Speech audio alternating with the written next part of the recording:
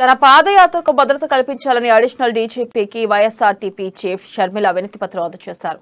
రాజకీయ కారణాలతోనే తనను అరెస్ట్ చేశారని ఆమె ఆరోపించారు. పోలీసులను టీఆర్ఎస్ కార్యకర్తల్లా వాడుకుంటున్నారని షర్మిల మండిపడ్డారు.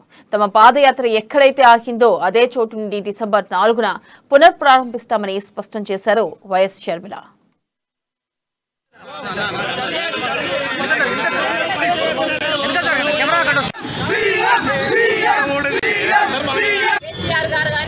కేసీఆర్ గారి కుటుంబం కానీ చేస్తున్న అవినీతి మీద మాట్లాడడం మేము మానం. కేసీఆర్ గారు అయితే కాంట్రాక్టర్ పేరు చెప్పి మన రాష్ట్రాన్ని దోచుకుంటున్నారు. కేసీఆర్ బిడ్డేమో లిక్కర్ పేరు చెప్పి ఆవిడ వాటికి ఆవిడ దోచుకుంటుంది. కేసీఆర్ గారి కొడుకేమో రియల్ ఎస్టేట్లో దోచుకుంటున్నారు. ఇలా తలా ఒక పీస్గా ఒక కేక్ దోచుకున్నట్టుగా మన తెలంగాణ రాష్ట్రాన్ని ముక్కలు చేసి వాళ్ళ వాటి వాళ్ళు పంచుకొని రాష్ట్రాన్ని అప్పుల